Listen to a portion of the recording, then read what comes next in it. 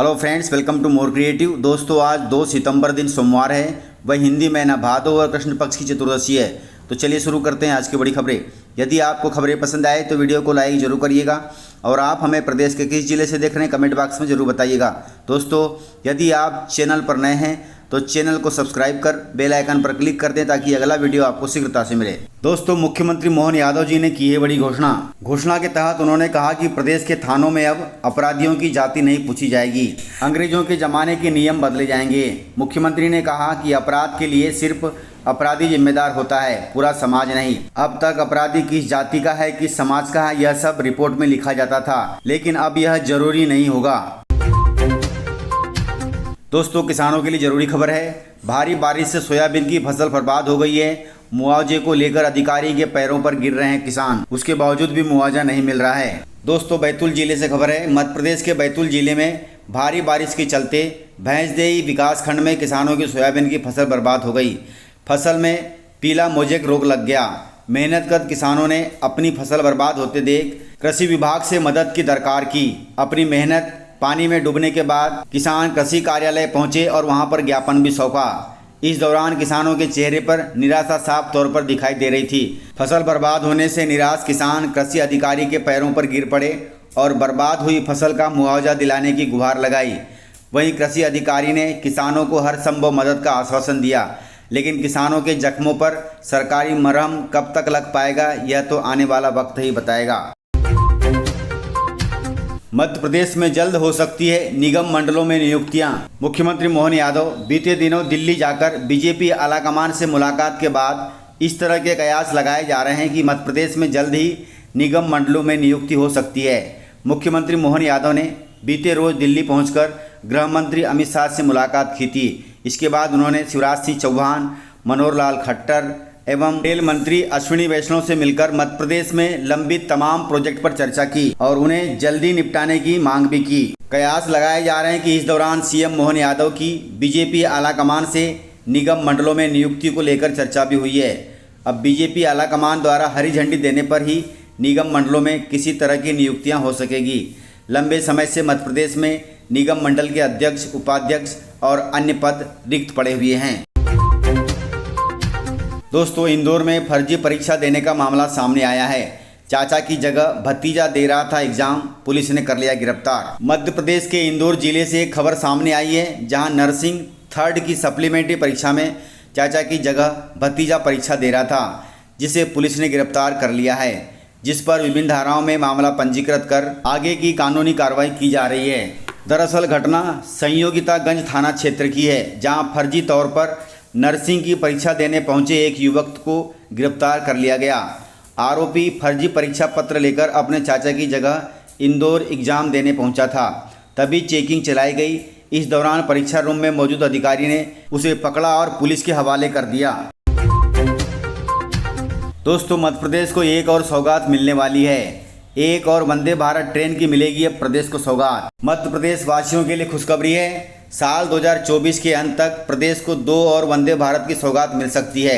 इसका रूट भोपाल से पुणे और भोपाल से लखनऊ होगा।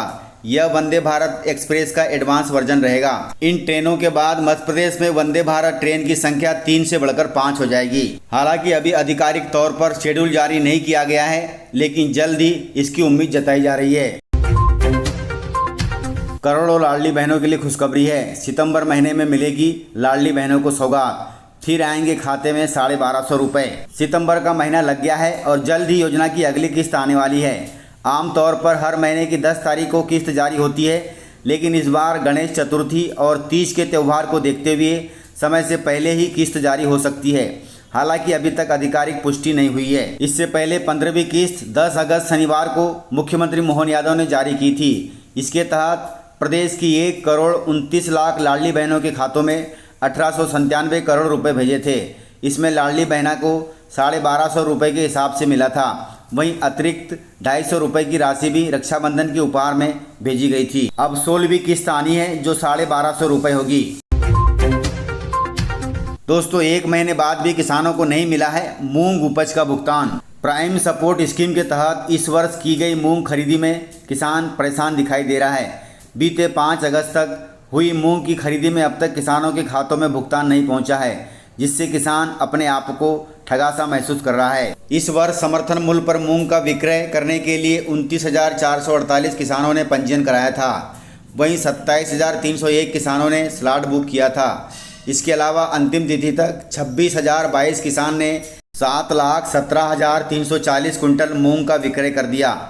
किसानों को भरोसा था कि जिस तरह से मूंग की तिथि आगे बढ़ाई गई है, वैसे ही सरकार किसानों के बैंक खातों में 7 दिन के अंदर उपज का भुगतान भी कर देगी। लेकिन मूंग का विक्रय किए हुए 25 दिन से अधिक समय बीत चुका है, लेकिन अभी तक हजारों किसानों के खातों में मूंग का भुगतान नहीं हुआ है, जिससे किसान प्रतिदिन बैंकों तथा अधिकारियों के चक्कर काट रहे हैं। यह खबर सीहोर जिले की है। सीहोर जिले में ऐसा हो रहा है। दोस्तों, मध्य प्रदेश का सबसे बड़ा औद्योगिक निवेश किसानों के विरोध से होल्ड पर है। मध्य प्रदेश का सबसे बड़ा औद्योगिक निवेश होल्ड पर आ गया है। सीहोर जिले के आष्टा गांव में देश का सबसे बड़ा एथेन क्रैकर प्लांट लगने वाला है। इस प्लांट को गेल इंडिया लगा रही है। वहीं मध्य प्रदेश सरकार से इसकी मंजूरी मिलने के बाद सीहोर के स्थानीय प्रशासन ने जून में ही कंपनी के लिए जमीन आवंटन की प्रक्रिया शुरू कर दी थी, लेकिन किसानों के भारी विरोध के बाद अब जमीनों की नब्ती और सीमांकन का काम रुक गया है। अब किसानों के विरोध के बाद प्रशासन प्रोजेक्ट के लिए पूरी तरह से सरकारी भूमि की तलाश कर रहा है। किसानों से बातचीत और गांवों में सर्वे का दौर चल रहा है। इसकी विस्तृत रिपोर्ट बनाकर मध्य प्रदेश सरकार को भेजी जाएगी। इसके बाद आगे के फैसले लिए जाएंगे। आपको बता दें कि इस प्रोजेक्ट में 60,000 करोड़ रुपए का निवेश होगा। दोस्तों, 1 सितंबर से ट्रैफिक के रूल्स में हुआ है बदलाव। यदि आपने इन नियमों का पालन नहीं किया तो कटेगा लंबा चालान। यदि आप घर से बाहर का आना जाना दोपहिया वाहन से करते हैं तो यह खबर आपके लिए है। अब यह नियम बन गया है कि स्कूल और बाइक पर पीछे बैठने वाले व्यक्ति को भी हेलमेट पहनना पड़ेगा। ऐसा न करने पर ट्रैफिक रूल्स के हिसाब से लंबा चालान कट सकता है। हालांकि देश के अधिकांश हिस्सों में इस नियम का पालन नहीं किया जाता। बाइक या स्कूटर चलाते समय राइडर तो हेलमेट पहनता है, अर्थात ड्राइवर तो हेलमेट पहनता है, लेकिन पीछे बैठा व्यक्ति सिर की चोट से बचने पर ध्यान नहीं देता। ऐसे में यह अब नियम लगाया गया है कि यदि आप वाहन में पीछे भी बैठे हैं तो आपको हेलमेट पहनना होगा, अन्यथा लंबा चालान कट सकता है। दोस्तों, हमारे पड़ोसी देश नेपाल में एक साथ 2000 लोगों ने की है सनातन धर्म में घर वापसी। सनातन धर्म की यही खूबसूरती है कि जो भी व्यक्ति इसे जानने और समझने की कोशिश करता है तो वो बस उसी का होकर रह जाता है। ताज़ा मामला भारत के पड़ोसी देश नेपाल का है, जहां पर एक साथ 2000 से अधिक लोगों ने सनातन धर्म में घर वापसी की है, जो कि हिंदुओं के लिए बड़ी अच्छी बात है। दोस्तों, इस प्रकार की खबरें दिखाना बहुत ज़रूरी होता है, क्योंकि खबरें देखकर ही आदमी धर्म से जुड़ा रहता है। इस प्रकार से जानकारियाँ थी। तो मिलते हैं सर अगले वीडियो में। तब तक के लिए जय हिंद, जय भारत, जय मध्य प्रदेश।